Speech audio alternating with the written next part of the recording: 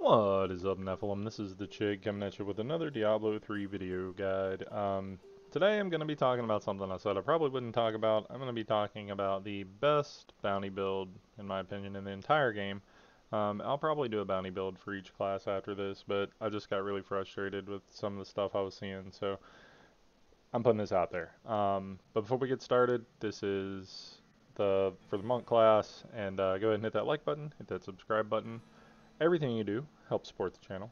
Um, don't forget we're having a giveaway once we hit 1,000 subscribers, so go ahead and subscribe. Any video that you like and comment on gets you an entry into the um, giveaway. I'm going to be giving away a copy of D4 or another video game of your choice.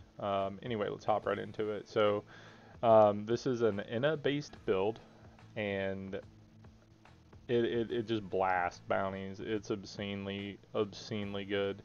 Um, I'm just going to go over this in general. Your gear does not have to be as good as mine. I just wanted to kind of show off how this works and like why it works, right? So we're using 4 pieces, well, 3 pieces and a Ring of Royal Grandeur, 3 pieces of the Raiment of 1,000 Storm set, and then 5 pieces in a set. So we're using the boots, the legs, and the shoulders of the 1,000 Storm set. Obviously, you can use chest, helmet, any of the spots. The boots and pants can be switched out for chest, gloves, helmet. Just mix and match whatever you have the best of in is, and the Punchy Monk set, right? The only requirements are you have to have the belt and the weapon for Innas, and you have to have the shoulders for the other set because the other set does not, because Innas does not have shoulders. Anyway, let's hop right into it.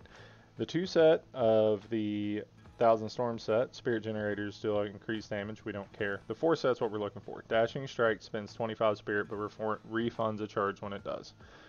And then the 6 piece of Innas. We're using 2 set increased passive effect for Mystic Ally. It's great because you get back Spirit. Like, it's all about all the Spirit we can get. 4 set, gain the base effect of all 4 monsters at one time. You gain 5% damage reduction for each Mystic Ally you have out. Mystic Allies no longer take damage. And then the 6 set, gain the passive ability of all 5 rune Mystic Allies at all times. Attacking enemies creates more allies for 15 seconds up to 10. The damage of your Mystic Allies is increased by 900 for each ally you have out.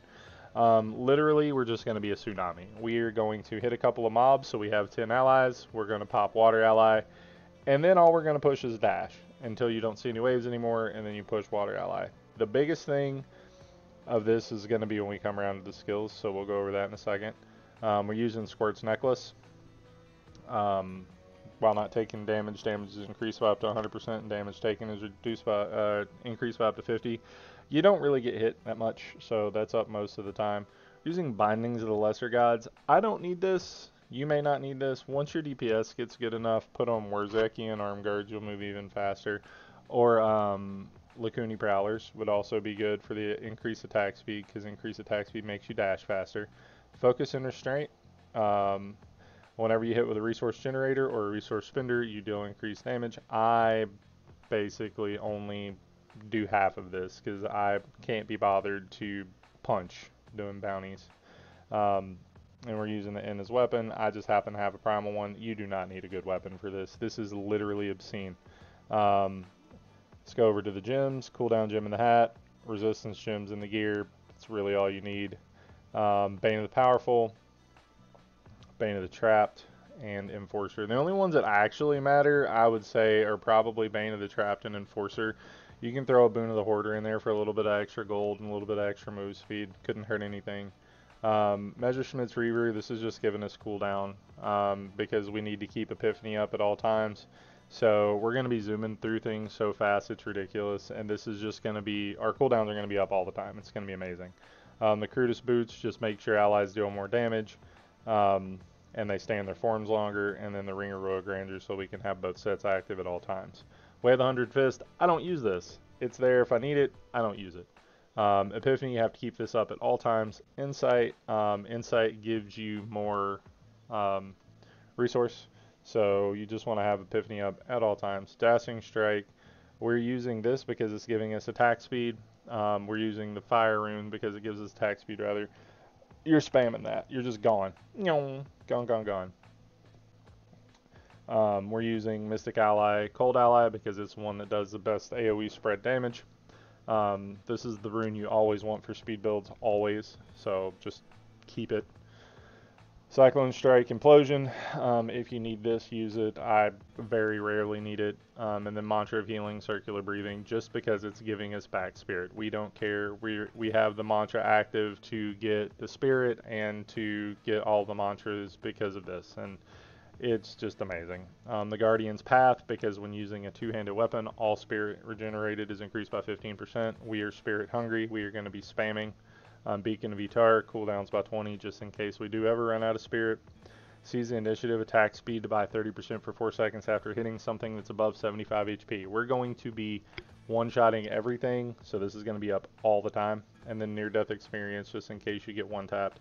I'm going to open this to public, and I'm going to do Act 1, and we'll just see how it goes, right? Alright, so pop Epiphany, go find some mobs, pull them in, and then you pop Water Ally, and you just zoom, right? Like it doesn't matter. It really does not matter. And then you just make sure you're keeping up your cooldowns, make sure you're keeping your dudes attacking, and that's all you gotta do. Look, bang, first bounty done.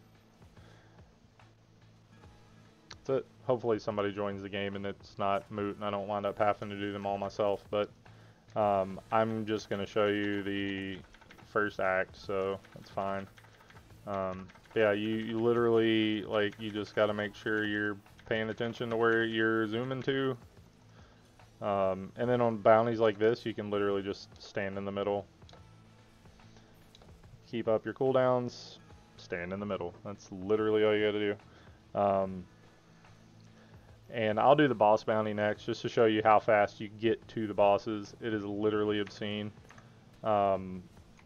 It's awesome. Like, this is just the best bounty build in the game. There's one that's slightly better. I'm too smooth-brained to play it. It's the LOD Wave of Light Monk. I can't make it work properly. You hot swap gear, so you have the dash, and then you swap back when you're stopping to kill things. Like, I can't make it work. I'm just, like I said, I'm too smooth brain because you gotta like click, click, click, go, go, go, go, go, go, go, go, go, click, click, click, kill, kill, kill, kill, kill, kill, kill, kill, kill, right? Like, it's just, I can't make it work because I'm too smooth brain. I'm sure I could if I did it enough, but this is so smooth and so easy, it's not even really worth switching it up. So just do this. This is obscenely easy. Like I said, all you gotta do is keep up Epiphany, and then you just dash around, right? Also, something to keep in mind, when you are just dashing around, you do not have to worry about getting, like, I stopped in the beginning to Cyclone Strike to get some stacks. You don't have to do that, right? Because your Cyclone, or not your Cyclone Strike, but your teleport does hit enemies, so it will give you extra allies. So once you hit some enemies, like hit them, and then you can pop your allies, and you'll be fine, right? Hey, look, there's a whatever that kind of goblin was.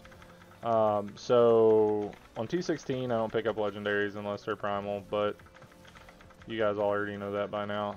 But anyway, we just zoomed. Look how fast we got to the boss, right? Like, you just literally, you can just get there instantly, right? Like, it's amazing. And then, like, one of my favorite showcases is running to Asmodan or running to Siegebreaker. You literally, like, you can't see what's going on. You're moving so fast, and it's just good. It's just good. I'll do this last bounty, and then I will run to Siegebreaker's door just to show you, and then we'll end the video there. But, like, it's obscene. It's amazing. Just put this build together. If nothing else, put together an Inamonk just for bounties, right? Like, it's Like, it's that good. Just put it together for bounties. You don't need it for anything else. Just put it together for bounties. Alright, so I finished mine already. Um, I'm not going to do this bounty, but I'm just going to show you. Alright, so Siege Breaker, right? Bang. Alright.